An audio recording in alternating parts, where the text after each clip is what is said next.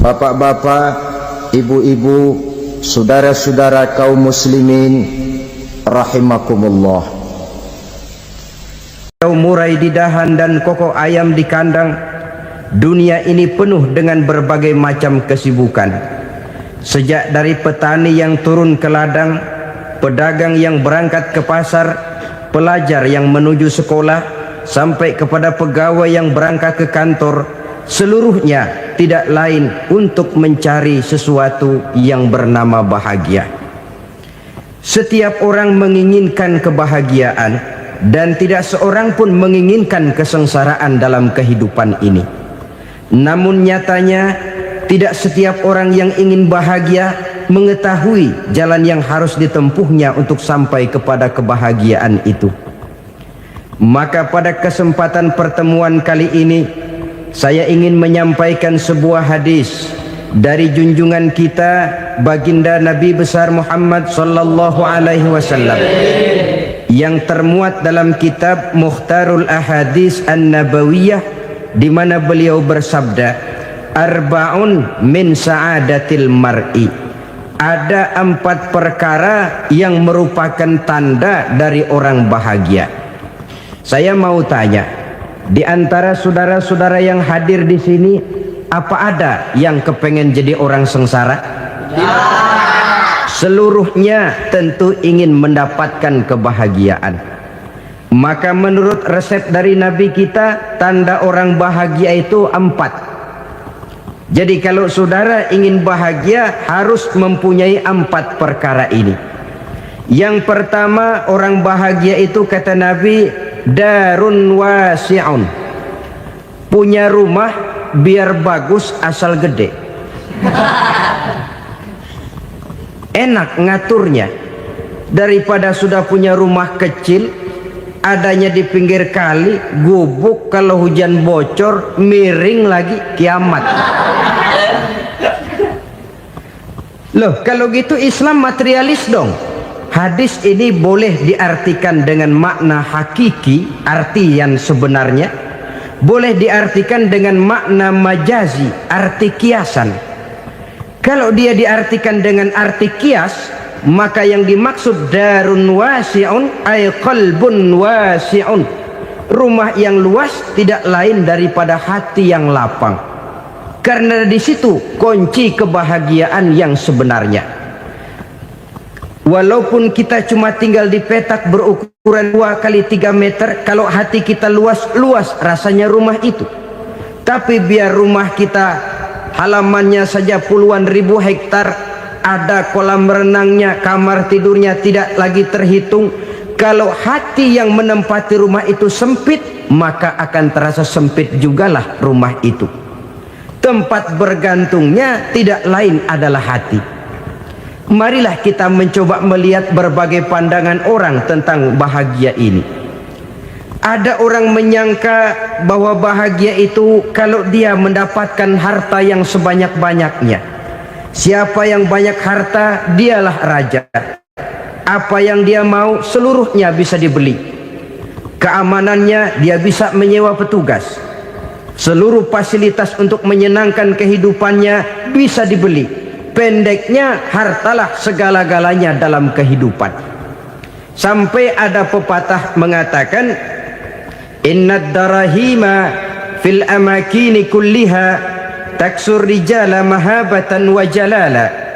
Sesungguhnya harta, dinar, dirham, uang di mana-mana selalu bikin hebat orang yang memilikinya. Coba lihat, orang yang punya duit sama yang enggak punya duit, jangan gaya hidupnya, gaya jalannya aja lain. Wahia lisanun liman arada fasahatan, wahia silahun liman arada qitala. Uang adalah senjata yang paling ampuh bagi orang yang mau pergi perang, dan lidah yang paling fasih bagi orang yang mau bicara. Kalau bicara dengan lidah macet, cobalah bicara dengan harta, lancar. Sampai ada pepatah demikian, segalanya bisa diatur dengan harta. Maka di kalangan orang yang berpandangan semacam itu, seluruh kegiatan hidupnya hanya terfokus kepada bagaimana mengumpulkan harta yang sebanyak-banyaknya. Tidak peduli halal haram, tidak kenal sore pagi siang dan malam, tidak sempat sujud, jauh dari agama, jauh dari kehidupan yang bersifat ruhaniyah, jauh dari Allah dan sebagainya. Sampai dalam Al-Quran dikelompokkan dalam kelompok yang dinamakan lumazah.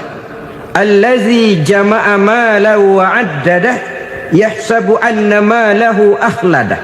Mereka mengumpul-ngumpulkan harta sebanyak-banyaknya dan menyangka bahwa harta yang banyak itu dapat mengekalkan hidupnya, mengekalkan kekayaannya, mengekalkan kebahagiaannya. Saudara hadirin yang berbahagia, kalau pandangan hidup ini benar, artinya kalau harta memang merupakan satu-satunya hal yang dapat membuat orang bahagia, tentu di rumah mewah tidak akan pernah ada tangis derita. Tentu di satu tempat di mana fasilitas hidup serba menunjang tidak ada yang namanya penderitaan. Tapi suka dan duka, sedih dan gembira, senyum dan tawa adalah milik setiap orang, baik dia punya harta maupun dia tidak punya harta. Nyatalah bahwa harta semata-mata bukan merupakan jaminan bahwa orang akan bahagia, walaupun tanpa harta orang sulit untuk bahagia. Saya mau cerita, ada orang super kaya, namanya Aristotle Onesius, raja tanker Yunani. Dia punya kapal tanker saja konon sampai 11 banyaknya. Punya perusahaan penerbangan yang disebut Olympic Airlines. Punya hotel di berbagai kota besar di dunia ini, sejak dari New York, London, Paris, Rome dan sebagainya. Bahkan punya pulau yang dia namakan Pulau Scorpio. Ini kan namanya sudah kaya nggak tanggung-tanggung, punya pulau. Nah, dia punya 2 orang anak, yang satu laki-laki namanya Alexander, yang satu perempuan namanya Maria Onesius. Seluruh harapannya tertumpah kepada anak lakinya Alexander ini, yang akan meneruskan usahanya, meneruskan kekayaannya, meneruskan dinastinya. Apa yang terjadi? Ternyata anak yang dia harapkan yang bernama Alexander ini mati muda dalam kecelakaan pada waktu dia olahraga. Apa olahraganya? Namanya olahraga anak orang kaya, golongan jet set. Olahraganya olahraga pesawat terbang. Jatuh, ya nggak kapungut, habis mati. Tinggal satu anak perempuannya, Maria Onesius. Tapi anak perempuan ini juga malah urakan. Terakhir dia pacaran, bahkan kemudian kawin sama orang Rusia. Rupanya Aristotle Onesius ini broken. Kekayaannya yang berlimpah ruah, perusahaannya yang begitu banyak, siapa yang akan meneruskan? Siapa yang akan menggantikan? Sampai kemudian dia mengurung diri di Pulau Scorpio dan mati di sana secara mengenaskan. Seorang multi jutawan, seorang yang super kaya, mati menyendiri di pulau sepi. Ibarat kata pepatah, anak ayam mati di lumbung. Bukan kekurangan makanan, keurugan makanan. Begitu kehidupan Aristotle Onesius. Dan banyak orang-orang yang sudah demikian kaya sampai dibingungkan oleh kekayaannya sendiri. Telusurilah kehidupan David Rockefeller misalnya, Henry Ford misalnya, Adnan Khashoggi misalnya. Multi jutawan yang kadang-kadang dibuat keder oleh kekayaannya sendiri. Pantas ketika Imam Ali ditawarkan orang, "Ya Ali, kalau kepadamu disuruh pilih ilmu atau harta, kau pilih mana?" Ya jelas pilih ilmu dong. Kenapa? Pertama, ilmu kalau kita berikan kepada orang lain tambah. Tapi harta kalau kita berikan kepada orang lain kurang. Saudara punya uang 10.000, dibagi orang 5.000, jelas uang saudara berkurang. Tapi saudara punya ilmu diberikan kepada orang lain bisa, saudara pun makin mantap. Tidak lantas jadi bodoh karena ngajarin orang. Saudara bisa Fatihah lalu mengajarkan orang Fatihah. Orang bisa, saudara pun makin hafal. Tidak lantas setelah diajarin orang ilmunya hilang. Begitu datang dia minta orang, tolong ajarin saya Fatihah, udah habis, nggak ada.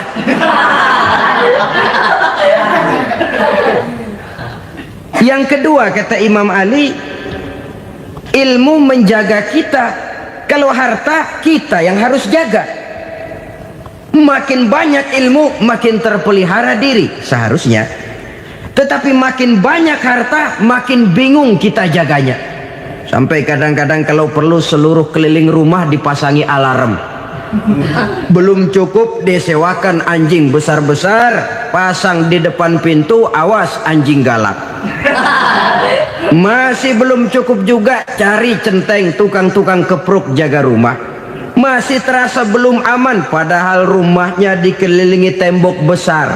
Di balik tembok ada pintu-pintunya tebal. Di balik pintu itu terbuka masuk kamar, kamar pun ada pintunya, pintunya pun kuat. Masuk ke dalam kamar ada lemari, lemarinya pun pintunya kuat, dikunci, kuncinya pun kuat. Tapi terhadap seluruhnya yang timbul cuma sekedar was-was saja. Kesimpulannya sekali lagi, tanpa harta orang memang sulit untuk bahagia. Tapi harta semata-mata tidak merupakan jaminan orang akan bahagia. Dengan hati yang luas, itu modal utama untuk mencapai kebahagiaan hidup. Orang yang hatinya luas, saudara-saudara, punya hati yang lapang, melihat kenyataan hidup ini, dia bersyukur senantiasa kepada Allah. Lantas tidak timbul hasud dan iri hatinya. Oleh karena itu jiwanya selalu lapang. Kalau tidak, cupik hati namanya, dangkal pandangan, tidak senang melihat orang lain dapat nikmat, dan itu sering dijadikan contoh. Kalau orang yang lapang dada, dia lihat tetangganya beli TV baru, dia berkata, alhamdulillah ya, tetangga kita beli TV, mudah-mudahan kita bisa ikut nonton. Lapang dadanya. Tapi orang yang sempit hati, lihat tetangga beli televisi, meriang. Enggak diapa-apain, meriang. Besoknya dengar tetangga beli motor, makin sakit, ke rumah sakit. Lalu di rumah sakit dengar tetangganya beli mobil, mati. Disiksa oleh perasaannya sendiri. Orang kalau hati sudah sempit dalam hidup, kemanapun dia pergi, sempit rasanya medan kehidupannya. Kemudian kita melihat juga ada orang yang menilai bahwa bahagia itu katanya kalau punya kedudukan yang tinggi, pangkat yang agung, wibawa yang besar. Mungkin betul, tapi mungkin juga tidak. Bergantung kepada hati orang yang punya pangkat itu. Sama dengan harta tadi. Harta akan membawa bahagia kalau dia jatuh ke tangan orang yang berhati lapang. Tapi harta akan jadi bencana kalau jatuh ke tangan hati orang yang sempit. Pangkat akan membawa bahaya kalau jatuh di tangan hati orang yang sempit. Lebih dari itu, kenyataan mengajarkan kepada kita bahwa ternyata pangkat dan jabatan tidak selamanya memberikan kebahagiaan dalam kehidupan. Bahkan resikonya kelewat besar. Beberapa bukti kita bisa ambil dari para pemimpin dunia yang menjadi korban lantaran pangkat dan jabatan yang disandangnya. Saudara ingat Presiden Abraham Lincoln dan John Kennedy dari Amerika? Dibunuh orang. Park Chung-hee dari Korea Selatan, Ziaur Rahman dari Bangladesh, Anwar Sadat dari Mesir, terakhir Indira Gandhi dari India, menjadi korban dari pangkat dan jabatan yang disandangnya dari orang-orang yang tidak senang dia memegang jabatan itu. Dia akan mudah mengundang bencana. Sehingga pantas kalau seorang presiden terkemuka Amerika, Harry Truman namanya, dia mengatakan jabatan presiden itu, kata dia, seperti orang nunggang macan, naik macan. Harus kita taiki, kalau enggak dia bakal nerekam kita, ngeri katanya.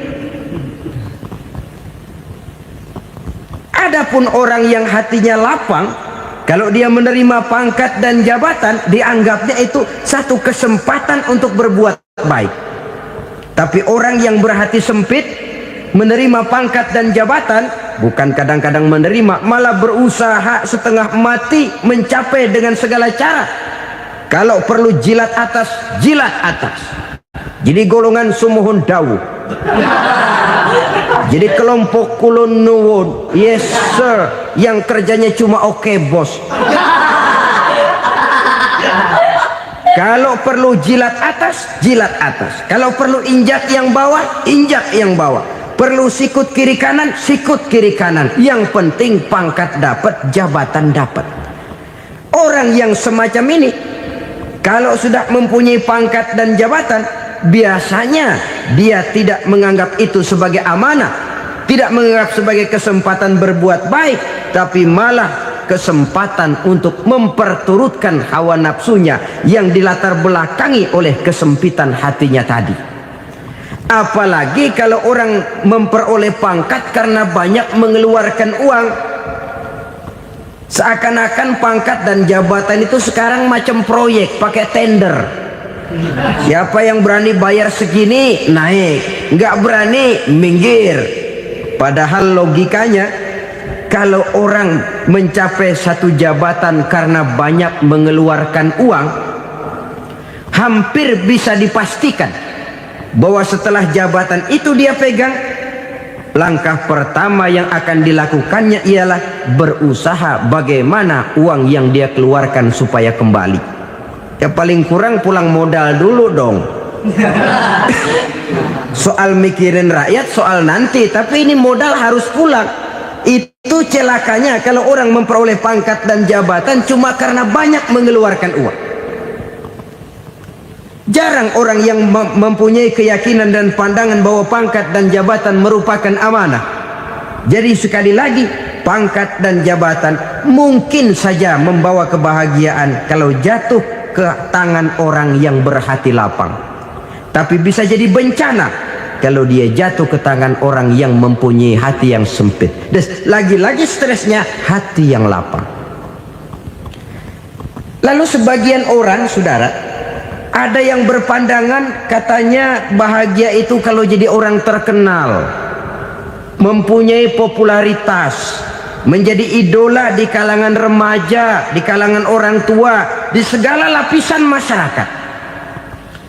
Padahal makin populer orang makin terikat dia. Ya kalau macam kita ini kan nggak punya nama, nggak populer, tengah malam buta mau nongkrong di warung Tegal aman. Tapi pangkat, jabatan, kedudukan, popularitas menyebabkan kita diikat dengan berbagai macam peraturan. Cuma mandi sama ke WC saja yang nggak dikawal.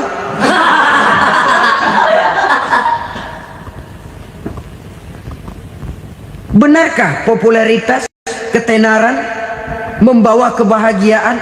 Mungkin ya, tapi mungkin juga tidak. Kenapa? Banyak orang-orang populer yang mengakhiri hidupnya secara tragis. Kita ambil beberapa nama. Di Amerika tahun 60-an ada bintang seksi paling terkenal yang dijuluki sex bomb, bom seks. Sampai sekarang jadi legenda, namanya Marilyn Monroe. Singkatan doublenya itu inisialnya MM, Marilyn Monroe. Terkenal top sampai dia mati tahun 62, namanya sekarang masih saja dibicarakan orang. Kenapa dia bunuh diri? Tidak punya hartakah dia? Banyak. Kurang populerkah dia? Seluruh dunia mengenalnya. Sejak rakyat kecil sampai pejabat tinggi dia punya hubungan. Kenapa? Jenuh.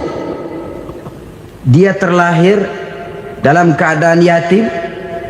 Setelah itu tidak lama dia berangkat remaja, ibunya meninggal, pindah dari wanita asuh ke wanita asuh sampai 12 orang ibu angkatnya. Dan kekecewaan yang paling parah, setiap laki-laki yang dekat dengannya hanya seperti kapal berlabuh, datang dan pergi silih berganti. Padahal dia merindukan seseorang yang bisa melindungi hidupnya. Dia rindukan itu dan dia tidak pernah menemukan. Itu yang akhirnya menyebabkan dia minum pil tidur kelewat dosis, minum obat tidur kebanyakan, ya tidur terus sampai sekarang.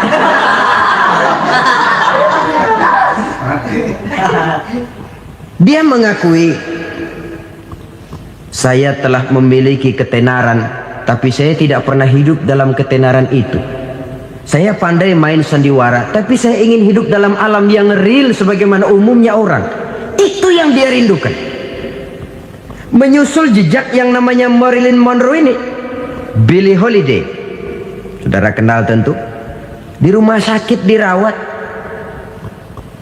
Dia juga minum obat overdosis, mati lagi.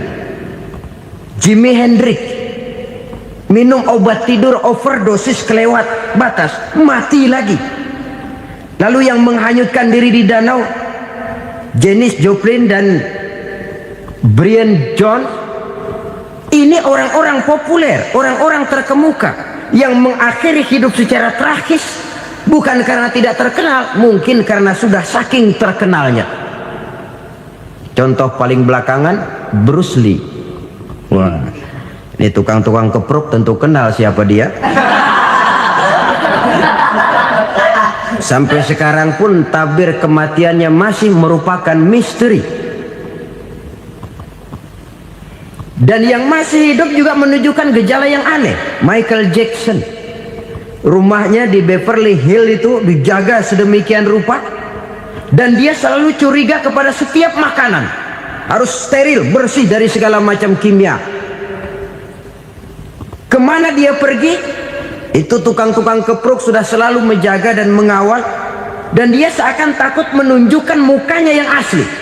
Hingga kalau tampil ke tengah di luar show, dia kadang memakai pakaian yang tidak menunjukkan dia yang sebenarnya, takut dikenali orang.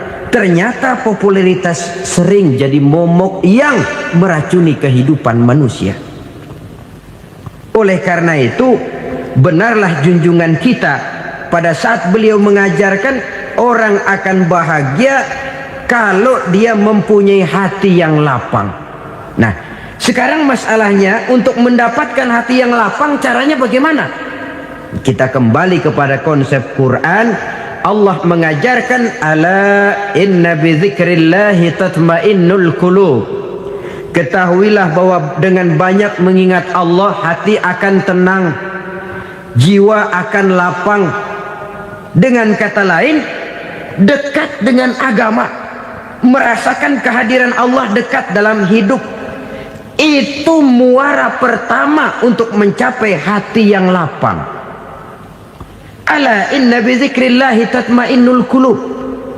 Jangan macam orang sekarang ingin mendapatkan ketenangan lalu tapak di puncak gunung, di gua-gua, di tempat sepi. Iyalah kalau nggak ada ular. Kalau tergigit ular berbisa, ketenangan belum, mati jelas itu. Islam positif untuk mendapatkan ketenangan. Ala inna bi dzikrillahi tatmainnul qulubi. Bahwa ketahuilah bahwa dengan banyak mengingat Allah, hati akan tenang, jiwa akan lapang, nuansa pikiran akan luas. Karena yang namanya bahagia ada dimanapun manusia berada. Di kampung ada bahagia, di kota ada bahagia, di ngarai, di lembah, di gunung, di hutan, di lautan, di angkasa luar, dimanapun bahagia itu ada kalau kita bermodalkan hati yang lapang ini. Dan hati akan lapang kalau kita dekat dengan agama. Dekat dengan harta buat sementara hati mungkin tenang, tapi ketenangan yang relatif dan temporer. Apalagi orang tiap kali tambah harta, tiap kali tambah rencana, itu wajar. Mungkin sebelumnya saudara berpikir, kalau punya duit 5.000 enak nih. Begitu punya duit 5.000, aduh sayang kalau 10.000 aja.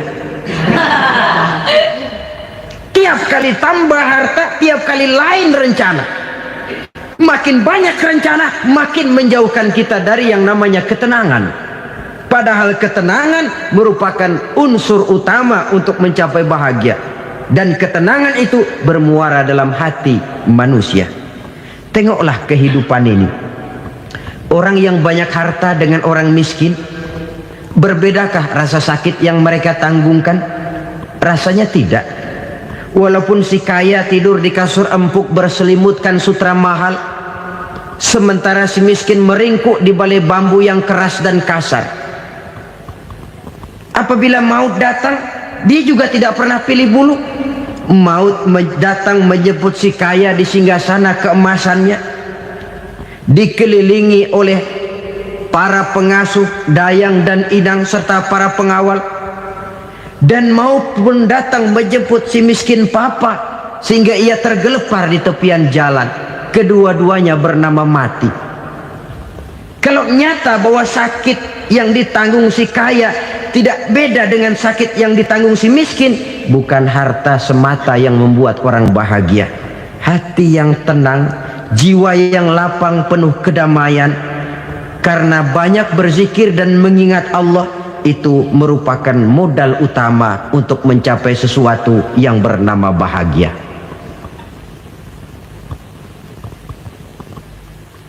Saudara hadirin yang saya hormati, inilah yang pertama dari 4 ciri yang digambarkan oleh Nabi tentang tanda-tanda orang bahagia. Dan harus berangkat dari yang pertama ini, hati yang lapang. Ini yang harus kita miliki lebih dahulu. Baru nanti akan menyusul kepada poin yang ketiga, kedua, dan selanjutnya. Sebab kalau hati sudah terisi dengan jiwa yang lapang, seluruh persoalan insya Allah akan bisa kita atasi dengan sebagaimana mestinya. Yang kedua sekarang, tanda orang bahagia menurut baginda Nabi, markabun syariah. Orang bahagia itu, kata beliau, punya kendaraan biar cepat asal lancar.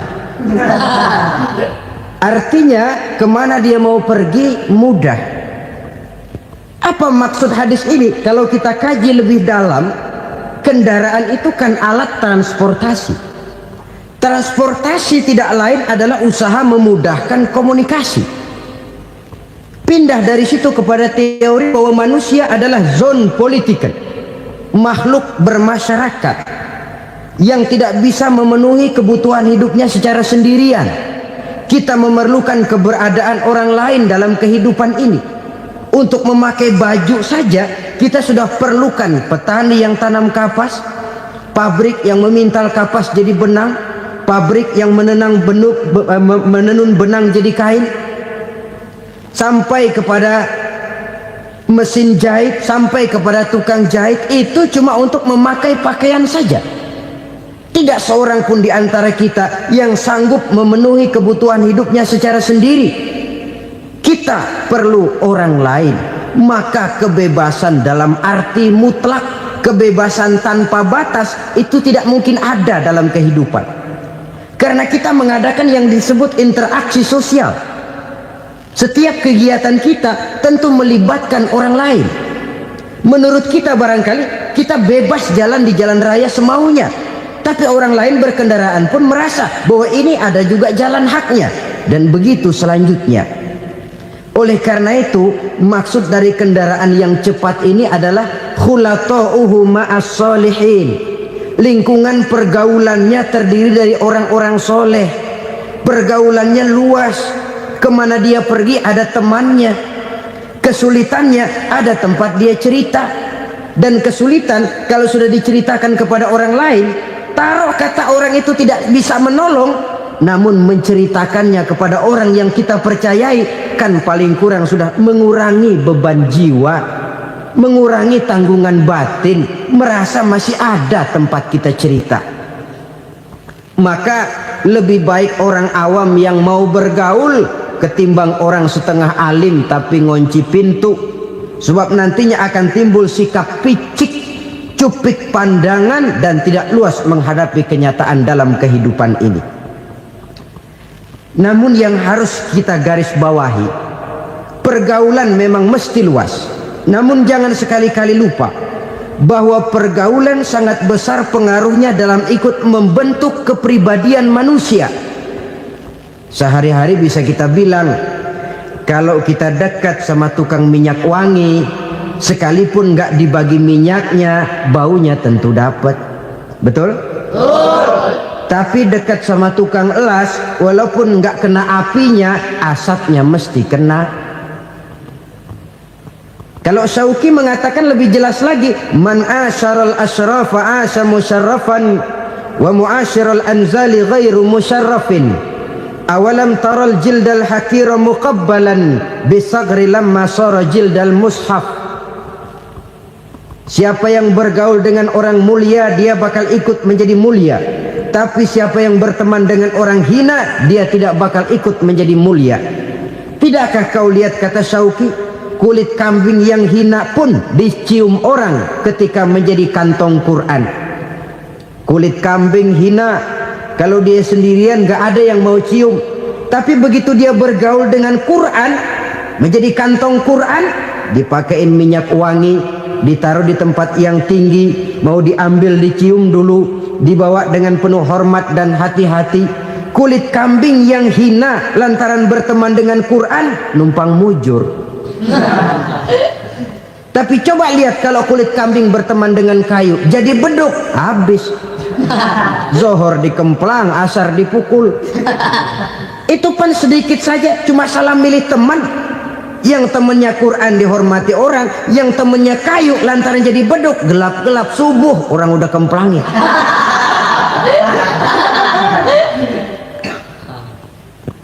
Maka terutama kepada adik-adik remaja yang masih mencari identitas diri, yang ibarat kaset masih kaset kosong, mudah diisi oleh apapun, pandai-pandailah memilih teman dalam bergaul. Karena banyak orang yang tadinya baik-baik, ketika terseret dalam pergaulan dengan orang yang tidak baik, kebaikannya menjadi lentur dan luntur. Tapi berapa banyak bajingan-bajingan tengik, orang-orang yang berlumur noda dan dosa, tiap hari melakukan maksiat, namun bergaul dengan orang yang baik-baik, pada akhirnya sedikit demi sedikit beringsut dan berangsur dia terbiasa mengikuti kebaikan-kebaikan. Saya tekankan ini kepada remaja karena mereka masih mencari identitas diri. Apa yang mereka lihat mereka mau, apa yang mereka dengar mereka ingin tahu. Coba lihat kehidupan remaja. Pulang nonton film Rambo, pengen jadi Rambo, gagah, maunya belekai melulu. Pulang nonton film Superman, pengen bisa terbang. Pulang nonton India, nyanyi melulu. Wajar, mereka masih mencari identitas diri. Saya ini sebenarnya siapa? Lingkungan, pergaulan akan membentuk itu. Karena itu pandai-pandailah bergaul, karena ia sangat besar pengaruhnya dalam ikut membentuk kepribadian manusia. Apalagi sifat yang jelek lebih cepat menularnya ketimbang sifat yang baik. Sifat yang baik, watak yang soleh itu lambat sekali untuk menular. Tapi yang tidak baik, kan prosesnya mah kalau remaja biasanya mula-mula dengar. Karena dengar lalu pengen tahu. Karena pengen tahu lalu ngeliatin. Begitu ngeliatin kan pengen nyobain. Setelah nyobain ketagihan. Nah, ini prosesnya. Yang namanya ganja, morfin, narkotik, awalnya kan begitu. Mula-mula dengar, katanya kalau sudah fly to the sky, sudah melayang ke langit, katanya disitulah puncak kebahagiaan. Mulanya cuma dengar. Karena dengar pengen tahu. Karena pengen tahu lalu ngeliat, kumpul sama orang yang suka ngeganja. Setelah ngeliat, lah pengen ngerasain. Begitu ngerasain enak juga, ketagihan. Kalau sudah ketagihan jadi penyakit kronis, bisa merembet kepada yang lain. Iya, kalau orang tuanya mampu untuk beli morfin, beli ganja. Kalau tidak kan pikirannya ngayap, jemuran siapa ya gue sabet. Timbullah perbuatan-perbuatan negatif yang bermula dari salah pergaulan. Apalagi buat adik-adik remaja yang tinggal di kota-kota besar, yang pengaruh budaya, pengaruh kesenian, pengaruh struktur kehidupan yang nampak makin individualistis, di mana persaingan tajam, tensi ekonomi tinggi, orang mudah mengalami stres.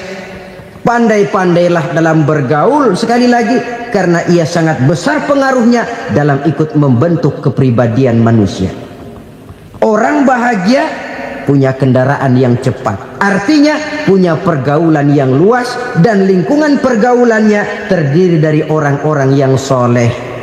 Kemana dia pergi ada teman, kesulitannya ada tempat dia cerita. Tapi kalau sudah menyendiri, hidup sendiri, kesulitan dipikiri sendiri, bisa mati belum waktunya. Tidak ada tempat berbagi rasa, tidak ada tempat bercerita, tidak ada tempat mengurangi beban dalam kehidupan. Pantas betul kalau Islam sangat menggalakkan dan menganjurkan orang kalau sudah sampai waktunya itu untuk melangsungkan nikah. Kata Nabi, ya ma'syaras syabab man istata'a minkumul ba'at falyatazawwaj. Hai para pemuda, kalau sudah mampu memberi nafkah, kawinlah, nikahlah kamu. Kenapa? Sudah ada teman hidup, tempat berbagi rasa.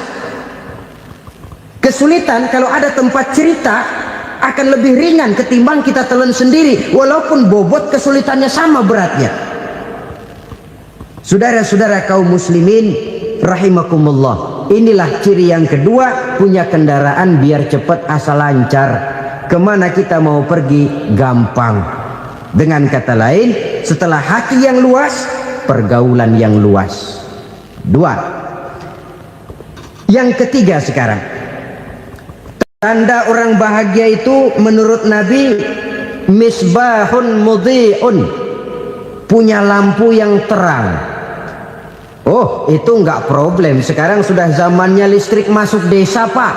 Lampu sudah terang semua. Betul, kalau itu yang dimaksud. Tapi tidak cuma itu. Karena lampu yang dimaksud di sini, lampu yang akan menerangi seluruh perjalanan hidup. Dan perjalanan hidup itu sudah dimulai sejak kita terlahir ke alam ini, sampai masuk ke alam barzah, kumpul di padang mahsyar, sampai ke akhirat. Lampu yang menerangi itu yang diperlukan. Kalau lampu, katakanlah yang paling top sekarang kan lampu jenis Mercury. Taruhlah itu di rumah kita, dia cuma menerangi rumah kita, menerangi hati pun tidak sanggup. Bila kita masuk ke alam barzah, alam kubur, sanggupkah si Mercury yang begitu terang menerangi alam barzah kita? Tidak sanggup lagi. Sanggupkah lampu yang ratusan watt, bahkan puluhan ribu watt menerangi kehidupan di padang mahsyar? Tidak akan sanggup lagi. Kalau demikian, yang dimaksud lampu yang terang di sini apa? Tidak lain amal soleh, kebajikan yang kita lakukan dalam hidup. Itu yang akan jadi lampu penerang. Di dunia nama kita akan terang, jasad kita boleh hancur terkubur tanah, tapi nama kita akan dikenang orang. Begitulah kalau orang meninggalkan kebajikan dalam hidup seperti sekarang. Ribuan orang tiap saat berziarah ke kubur Imam Syafi'i, ke kubur Imam Malik, ke kubur Imam Ghazali, ke kubur orang yang baik-baik, orang yang soleh-soleh. Kebajikannya yang ditinggalkan, yang mengukir namanya dengan tinta emas, sehingga saudara sudah terbaring di alam kubur. Orang lewat, Allah, ini kuburannya Fulan bin Fulan, dulu ini kebaikannya Masya Allah, saya ikut merasakan. Mari kita mampir sebentar, kita Fatihah, mohon disampaikan Allah pahalanya kepada almarhum. Al-Fatihah. Itu kalau orang baik-baik. Lalu saudara tanya, Pak, orang mati dikirimin Fatihah apa nyampe pahalanya? Saya jawab, kalau saudara nggak percaya, mati dulu dah. Nanti saya Fatihain, tungguin di sana, umpama nggak sampai balik lagi kemari. Sekarang ini kan maunya otak-otakan saja, kalau nggak masuk otak nggak percaya. Padahal alam gaib itu nggak bisa diotak-otakin. Sama saja dengan saudara pernah dengar cerita kapal tanpa emas tenggelam kan? Pernah nggak? Di mana? Salembo. Ya, di laut Masa Lembo. Begitu ketampung Mas tenggelam, ratusan penumpang itu terjun ke laut, dipermainkan gelombang, berjuang menghadapi maut itu. Orang lagi timbul tenggelam di lautan, dihantam ombak, kita tengokin pakai helikopter. Pak, lagi timbul tenggelam ya? Iya, tolongin. Jangan khawatir Pak, nih saya kirim intan Pak, harganya 10 juta. Kira-kira orang yang timbul tenggelam di laut seneng nggak? Tidak. Kan mahal toh intan 10 juta. Kenapa dia nggak senang? Karena intan 10 juta dalam kondisi seperti itu tidak sanggup menyelamatkan dia. Dia akan girang kalau dikirimin ban mobil bekas, dikirimin papan terentang atau bambu. Intan yang 10 juta dia nggak girang, ban mobil bekas yang 1000 perak tuh pegang, itu yang dia girang betul. Inilah sebabnya Nabi berkata, mal mayyitu fi qabrihi illa kal ghariqil mutaghawwis. Orang yang meninggal di alam kuburnya seperti orang timbul tenggelam di lautan. Yantaziru da'watan min ahli, menunggu doa dari keluarganya yang masih hidup. Duh, bapak saya sudah meninggal, saya sayang benar sama dia. Kirimin kulkas ke kuburannya Itu sama saja dengan tadi orang tenggelam di lautan dikirimi intan yang harganya 10 juta, tidak sampai. Begitulah kalau kebajikan yang kita tinggalkan dalam hidup, sudah mati pun kubur kita masih diziarahi orang. Tapi kalau jahat yang kita tinggalkan, boro-boro lah orang mau doa lewat dekat kuburan kita juga serem. Tuh bajingan dulu mati dipendem di situ tuh. Jangan lewat situ, ntar kesurupan, jangan. Lewat saja orang ngeri. Konon lagi membacakan Fatihah dan mengirimkan doa. Hidup pada hakikatnya adalah kesempatan untuk berbuat baik. Maka sekali kesempatan itu diberikan, manfaatkan dengan sebaiknya. Sebab kesempatan kedua tidak akan pernah ada. Kesempatan berbuat baik di sini, di akhirat sudah pembalasan namanya. Sekali kesempatan itu dicabut, dia tidak akan pernah dikembalikan lagi. Kata Iqbal, hidup tidak mundur ke belakang, Bung. Berhenti diinjak orang, mundur hancur. Tidak ada kata mundur dalam hidup ini. Berhenti diinjak orang, mundur kecebur. Tidak ada kata lain, harus maju dalam kehidupan dalam artian yang positif. Hidup adalah kesempatan untuk mengumpulkan kebajikan yang sebanyak-banyaknya. Di situ nilai daripada manusia. Sekarang ini memang nggak kelihatan kok, orang yang banyak pahala sama yang banyak dosa nggak kelihatan kok. Barangkali kalau habis bikin dosa palanya pada benjol, mungkin orang takut sama dosa. Tapi sekarang sama saja, orang yang banyak dosa dengan yang nggak banyak dosa jalan bareng dari belakang, sama, nggak kelihatan beda. Tapi ada waktunya di mana pahala memegang peranan, di mana dosa diperlihatkan. Sama saja kalau kita bawa mobil siang, lampu kan nggak begitu berfungsi. Apa lalu bilang, alah ini lampu berat-beratin, copot-copotin aja dah. Tidak perlu begitu. Kenapa? Pada suatu saat malam senja akan datang. Bila matahari terbenam, senja pun datang, gelap mulai merayap, disitulah baru terasa perlunya lampu. Pahala begitu. Sekarang orang yang nggak ada pahalanya nggak kelihatan dalam kehidupan. Tapi pada suatu saat senja kehidupan akan datang. Ajal merenggut nyawa, malam merayap, dan hidup mulai diliputi kegelapan di alam barzakh. Dikala itu kalau nggak punya lampu, alangkah malangnya kita. Sebab amal yang baik, kata Nabi, di alam barzakh itu akan diciptakan menjadi perempuan yang cantik menemani kita. Amal yang jahat akan menjadi orang yang paling jelek nemenin kita. Udah di tempat gelap yang nemenin jelek.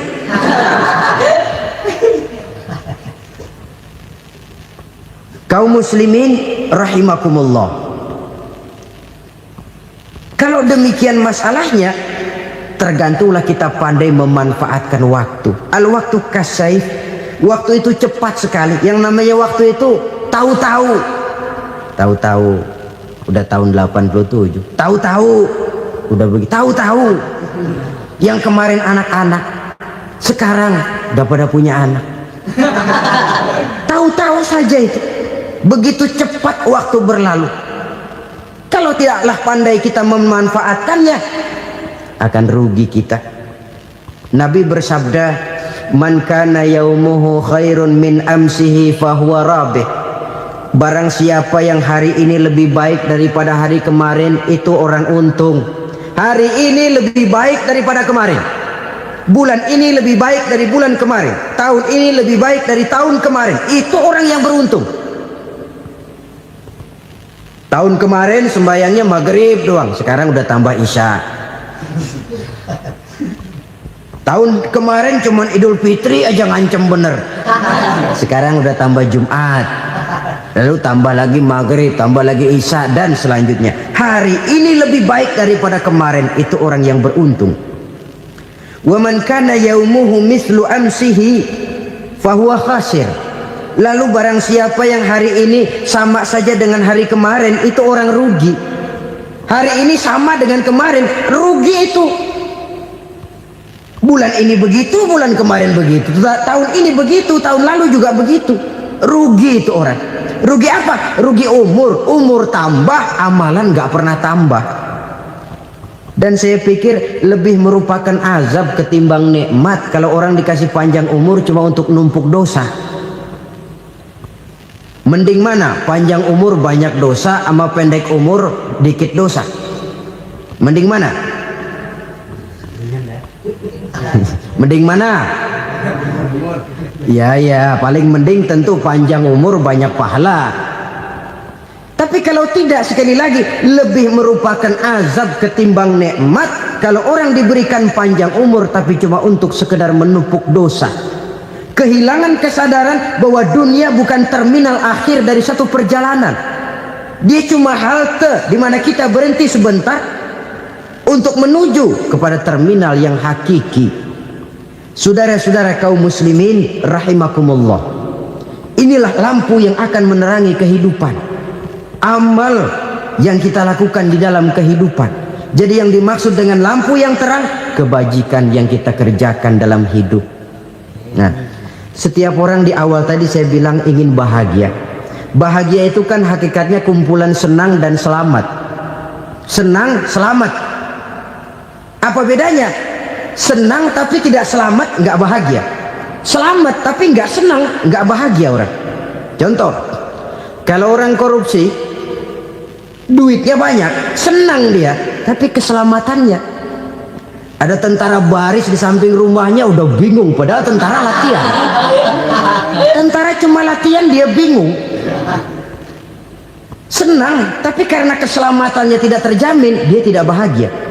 Sebaliknya pegawai negeri jujur benar, cuma segaji-gajinya, selamat nggak korupsi, tapi melarat, ya nggak bahagia juga, kurang senang. Kesenangan dan keselamatan untuk dunia saja, ya sekali lagi, kalau cuma sekedar untuk dunia saja, bisa dibeli pakai uang. Bisa dibeli pakai uang. Saudara ingin selamat, bisa dibeli pakai uang. Saudara ingin senang, bisa dibeli dengan uang. Tapi setelah mati, masuk ke alam barzah, habis kekuasaan uang. Nggak bisa lagi beli keselamatan pakai uang, tidak mungkin lagi membeli kesenangan dengan uang. Di situ pahala yang megang peranan.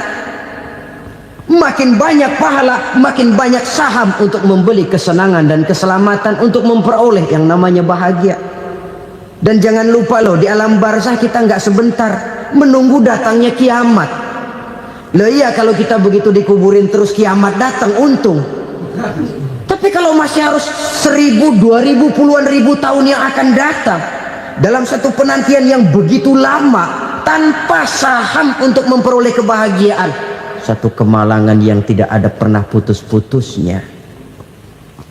Janganlah tergelincir oleh kebahagiaan sebentar yang menipu dengan mengorbankan kebahagiaan hakiki yang berjangka panjang. Apa artinya senyum sejenak kalau harus ditebus dengan tangis seumur hidup? Biarlah kita minum jamu, pahit memang, getir memang, tapi kan besok badan sehat. Daripada sekarang minum sirup, manis memang, enak memang, tapi bibir pada jontor besoknya. sirawan, batuk, nggak karu-karuan. Banyak orang tertipu oleh kesenangan yang sebentar, padahal laisa kullu ma yalma'u zahaban. Belum tentu semua yang berkilat itu emas, belum tentu semua yang gemerlap itu intan. Karena itu marilah manfaatkan kesempatan yang diberikan Allah ini untuk mengumpulkan kebajikan yang sebanyak-banyaknya. Yang terakhir sekarang, yang keempat, tanda orang bahagia kata Nabi. Zaujatun salihah. Orang bahagia itu tanda yang keempat kata Nabi, punya istri biar cakep asal taat. Sudah surga itu sudah. Cakep taat. Istri kayak gitu, kalau belum mati jangan dikuburin dulu itu. Sudah cakep taat lagi, tapi kadang-kadang enggak, udah jelek ngadat melulu. Apa yang mau dipilih? Sebab itu Quran mengatakan istri pakaian untuk suami, suami pakaian untuk istri. Kenapa suami istri diibaratkan pakaian? Alangkah tingginya gaya bahasa Quran ini. Suami istri teman hidup, hidup perjalanan panjang. Sejak kita dalam rahim sudah ada hidup kan di sini. Sampai ke alam dunia, masuk ke alam barzah, kumpul di padang mahsyar, sampai menuju akhirat, itu perjalanan hidup. Carilah istri atau suami teman hidup yang membawa manfaat tidak hanya kehidupan di dunia ini, sampai di alam barzah, sampai di padang mahsyar. Suaminya mungkin meninggal lebih dulu, atau istrinya mungkin meninggal lebih dulu, tapi suami atau istri yang masih hidup berbuat kebajikan. Suami saya meninggal, ada hartanya, saya sedekahkan, niat pahala untuk almarhum suami saya. Ini teman hidup, tidak dibatasi dan tidak bisa dipisahkan oleh maut sekalipun. Zohirnya mungkin pisah, badannya mungkin pisah, tapi hatinya, jiwanya, kebersamaannya dalam menghadapi kehidupan. Karena itu saudara-saudara, bahasa Quran indah. Suami istri diibaratkan seperti pakaian. Apa fungsi pakaian? Pertama, pakaian jadi kebanggaan. Artinya suami harus menjadi kebanggaan istri, istri harus jadi kebanggaan suami. Yang kedua, pakaian itu kan fungsinya menutup aurat. Artinya sesama suami istri harus saling menjaga kekurangan masing-masing. Jangan malah sesama suami istri saling membongkar rahasia dan aibnya sendiri-sendiri. Istrinya diceritain jeleknya di mana-mana, atau suaminya dibongkar rahasianya di pasar umum. Itu sudah tidak lagi berfungsi sebagai pakaian. Kenapa semua ini diperlukan? Karena kita menyadari bangsa yang baik terdiri dari masyarakat yang baik. Masyarakat yang baik merupakan susunan dari warga yang baik. Warga yang baik adalah terdiri dari rumah tangga yang baik. Dan rumah tangga yang baik merupakan susunan dari pribadi yang baik. Dari situ langkah dimulai. Membangun satu bangsa yang baik diawali dengan membangun rumah tangga yang baik, dengan menciptakan pribadi-pribadi yang baik. Sehingga dari sini diharapkan berkembanglah nilai-nilai kebaikan. Orang akan bahagia mempunyai istri yang soleh. Kenapa? Tidak ada seorang suami bisa sukses jadi apapun dia, apapun profesinya. Dokterkah, kiaikah, mubalikkah, petanikah, pengusahakah, pejabat tinggikah, tidak ada seorang suami yang bisa sukses tanpa peran serta istrinya. Walaupun memang peranan itu tidak begitu kelihatan, tapi sangat menentukan. Karena itu, saudara hadirin yang saya hormati, Islam sangat menghargai kaum wanita, memberikan kedudukan yang tinggi sepanjang tidak mematikan kodrat kewanitaannya. Nah, kalau sudah kesuksesan ini diawali dari rumah tangga, karier di masyarakat mudah untuk dikejar. Tapi keberantakan di rumah tangga merupakan kegagalan pertama di tempat lain. Nah, inilah saja yang dapat Al-Fakir sampaikan pada pertemuan kali ini. Terima kasih.